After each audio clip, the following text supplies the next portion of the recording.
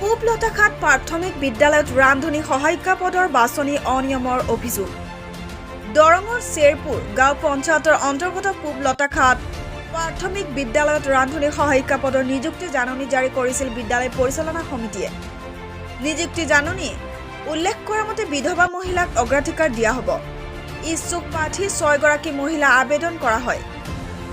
ক্ৰমে মমতা বেওয়া বিধৱা, অজুফা বেগম উপসভানেত্ৰী বিদ্যালয় পৰিচালনা সমিতি, চাহিদা বেগম সদস্য বিদ্যালয় পৰিচালনা সমিতি, চিয়াভানু বেগম, হালিমা বেগম আৰু দিলবাৰা বেগম। নিযুক্তি জাননী অনুসৰি বিধৱা মহিলাগৰাকীক অগ্ৰাধিকাৰ দিয়া হোৱা নাই।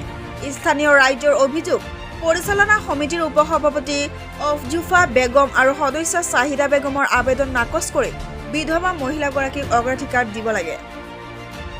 এইখন মিটিং পাতিলেই ইয়াত বোলে উপদেষ্টা সদস্য লাগে। উপদেষ্টা সদস্যৰ কথা আমাৰ সাধাৰণ সভাত আলোচনা হোৱা নাছিল। গতিকে আমি গৰিহণা দিছোঁ আমাৰ প্ৰধান শিক্ষকক ৰাইজৰ তৰফৰ পৰা। আৰু ৰান্ধনিৰ বাবদ যি 6টা এপ্লিকেশ্যন হৈছে তাৰে মাজত আমাৰ কমিটিৰে আমাৰ এই পূব লতাখাট এফএনচি কমিটিয়ে 2জন মানুহ আছে। তাৰে এজনী হ'ল ভাইচ প্ৰেছিডেণ্ট আৰু এজন মেম্বাৰ। ইয়াতে হুমজিগিলি কিছুমান অৰাজকতাৰ সৃষ্টি কৰি কমিটিখনৰ এটা বিফলতাৰ সৃষ্টি কৰিছে।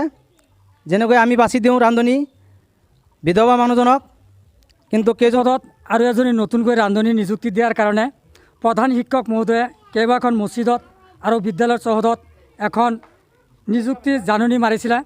তাত লিখা আছে আবেদনকাৰীৰ অৰ্হতাসমূহ। আবেদনকাৰী 5ম শ্ৰেণী উত্তীৰ্ণ হ'ব লাগিব।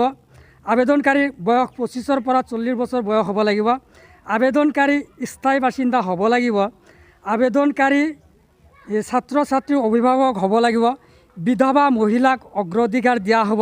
আবেদনকাৰী ৰন্ধন কাৰ্যত অভিজ্ঞ হ'ব লাগিব। আবেদনকাৰী দৰিদ্ৰ সীমাৰেখাৰ তলত বসবাস কৰা হ'ব লাগিব। ইয়াৰ লগতে মই আপোনালোকক আৰু এটা কথা জনাইছোঁ, যোৱা এখন বৈঠকত মই সদস্য হিচাপে এইখন ৰান্ধনিৰ পদৰ যি প্ৰাৰ্থী নিযুক্তিৰ কাৰণে এখন কাৰ্যকৰী সভা আহ্বান কৰিছিলে, সেইখন সভা মই স্থগিত কৰিছিলোঁ যে গাঁওখনৰ মুখিয়াল ব্যক্তি গামবুঢ়াক লাগিব। যিহেতু ইয়াত কোৱা হৈছে যে মহিলাগৰাকী স্থায়ী বাসিন্দা হ'ব লাগিব। আজি গামবুঢ়াক মাতা হৈছিলে, যদিও তেখেত উপস্থিত হ'ব পৰা নাই বিশেষ কাৰণত।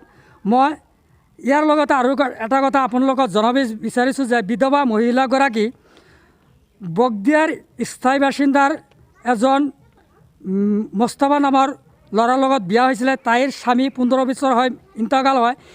মৃত্যুৰ পিছত এইজনী মহিলা দেউতাকৰ ঘৰত লতাখাট 10 নম্বৰ ৱাৰ্ডত বাপেকৰ সম্পত্তিত PMGY এখন ঘৰ পায়। সেইখন পৰিয়ালত একান্তভুক্ত হিচাপে বসবাস কৰে। আৰু মই বাৰ বাৰ এইজনী মহিলাৰ হৈ বাৰ বাৰ কাৰ্যকৰী সভাত প্ৰস্তাৱ দাঙি ধৰিছোঁ যে আপোনালোকে ভালকৈ চিন্তা চৰ্চা কৰি চাব। সমিতিখনক মই জনাইছিলোঁ যে বিধৱা মহিলাক অগ্ৰাধিকাৰ দিয়া হ'ব। এইখন সমিতিৰ অধিকাংশ সদস্যই কয় বিধৱা মহিলাগৰাকী স্থায়ী বাসিন্দা নহয়।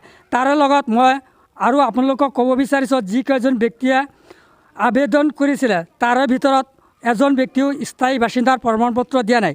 মোৰ হাতত এখন তথ্য আছে, সেইখন স্বাক্ষৰত লিখা আছে আলিমুৰ্তুজাৰ নাম। মই আপোনালোকক স্পষ্ট হিচাপত দেখাই দিছোঁ। এইখিনিতে মই মংগলদৈৰ পৰা মইনুল হকৰ ৰিপৰ্ট, টাইমছ অসম 365।